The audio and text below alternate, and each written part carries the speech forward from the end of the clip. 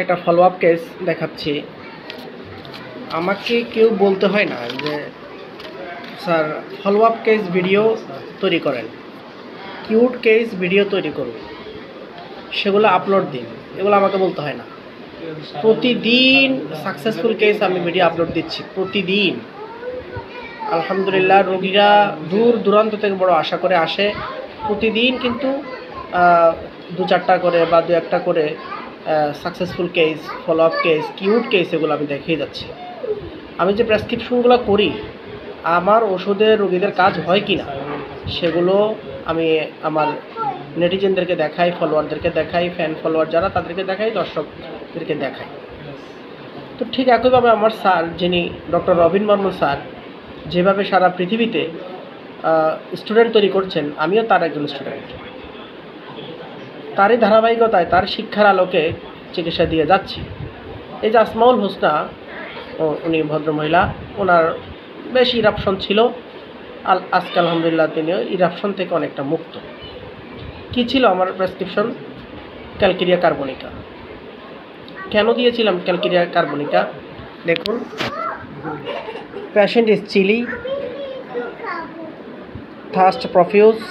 Calcarea carbonica কিন্তু thirst মানে কম, ওটা অত বেশি না, কিন্তু ওনার সোয়েটও কিন্তু লেস ছিল।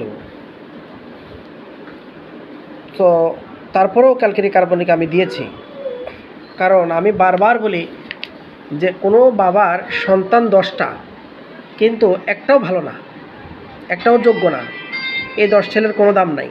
কিন্তু কোনো বাবার একটা মাত্র ছেলে, কিন্তু সে অনেক বেশি যোগ্য, অনেক ভালো, সে একজনই 10 জনের সক্ষমতা রাখে। তো আসুন আমি দেখি যে ক্যালকেরিয়া কার্বনিকা CCVE এই লক্ষণটা আছে, এবং কি তার মেকআপও নেই, স্ট্রাকচার যে বডি স্ট্রাকচার সেটাও ক্যালকেরিয়া কার্বনিকা নেই, তারপর কাজ করেছে। আমি সিপিআরও লক্ষণগুলো নিয়েছি, যে আপনার চোখের সামনে দেখতে পাচ্ছেন। Sepia, chilly passion, thirst profuse, এবং অ্যাভারশন টু মিউজিক এবং স্যাডনেস। তারপর আমি সিপিয়া দেই নেই। এবং আমি নিয়েছি lycopodium, chilly passion, warm food, desire for warm food and mortification, তারপর আমি লাইকোপোডিয়াম দেই নেই। তাহলে ওনার লক্ষণ কী ছিল? স্টুল হার্ড ছিল, CCV ছিল, তারপর হলো ডিজায়ার ফর এগ ছিল, এই যে ডিজায়ার ফর এগ ছিল, ডিজায়ার ফর ওয়ার্ম ফুড ছিল, এবং চিলি প্যাশন ছিল। এখানে সবচেয়ে বেশি কাজ করেছে হলো mind symptom, mortification, grief and sadness and mildness, horrible things. Horrible things কী সেটা আপনারা মাইন্ড চ্যাপ্টারে গিয়ে হরিবল রুব্রিকটা, মেন রুব্রিকটা একটু দেখে নেবেন যে হরিবল থিংস কী, এবং সেন্সিটিভ। তো এই যে এই সমস্ত লক্ষণগুলো আমি তার কাছ থেকে চয়েস করে দেন আমি তাকে ক্যালকেরিয়া কার্বনিকা 3 পাওয়ার এবং 4 পাওয়ারে আমি দিয়েছিলাম। আমার ফার্স্ট ভিজিট, সেকেন্ড ভিজিটে সেম ওষুধটা শুধুমাত্র পাওয়ার বাড়ি দিয়েছিলাম, ক্যালকেরিয়া কার্বনিকা 5 পাওয়ার। আসমা দেখে সামনে আসেন। উনি জাস্ট একটু বলবে আর কি, বলবেন? আচ্ছা ঠিক আছে, তাহলে আপনি অন ক্যামেরাতে না এসে পাশ থেকে অডিও দেন, অসুবিধা হবে? অন ক্যামেরাতে আসেন না, পাশ থেকে অডিও দেন। এখানে বসুন। জাস্ট উনি ফেস অন ক্যামেরাতে ফেসটা আনবেন না, জাস্ট উনি কেমন আছেন, ওষুধটা খেয়ে ওনার কী হলো, এই জিনিসটা আমাদের যারা আমাদের জুনিয়র আমাদের ভিডিওগুলো দেখে শিখেন এবং প্রেসক্রিপশন করেন এবং রোগীদের ট্রিটমেন্ট করেন, শুধুমাত্র আপনাদের জন্য ভিডিওটা বানানো। তো ক্যালকেরিয়া কার্বনিকা ইরাপশনের উপর কাজ করে কি না, যার জন্য প্রমাণ আপনাদের সামনে আমি দিচ্ছি। যে আসমা, আপনি একটু বলেন তো কী অবস্থা আছেন আপনি? মানে আপনার যে ইরাপশন, এই যে চুলকানিগুলো, বিসিগুলো ছিল, সেগুলো এখন কেমন? ভালো আছে।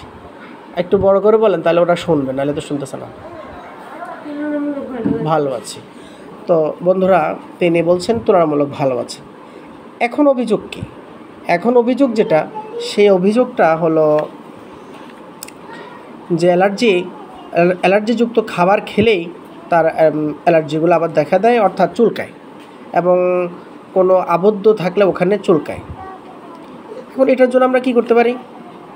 দেখুন, শিফট করতে হবে। মেডিসিন একটার উপর থাকলে চলবে না, আপনাকে আরেকটা মেডিসিনে শিফট করতে হবে। দেখুন আজকের সিমটমগুলো পেলাম কি, menses irregular, tongue dryness, thirst profuse, এটা কোনটা ইন্ডিকেট করে? Consolation, emaciation, mild temperament, milk aggravation, aversion to sweet, tongue dryness, prefers open air and door and windows, menarche late. Most of the symptoms are covered by windflower or pulsatilla. দেখুন 1, 2, 3, 4 পাওয়ার এবং 5 পাওয়ারে আমি তাকে ওষুধ দিয়েছি। 2 মাস 2.5 মাসের ওষুধ একসাথে এখন দিলাম, যাতে করে তার সমস্ত প্রবলেমগুলো একসাথেই সেরে ওঠে। ধন্যবাদ।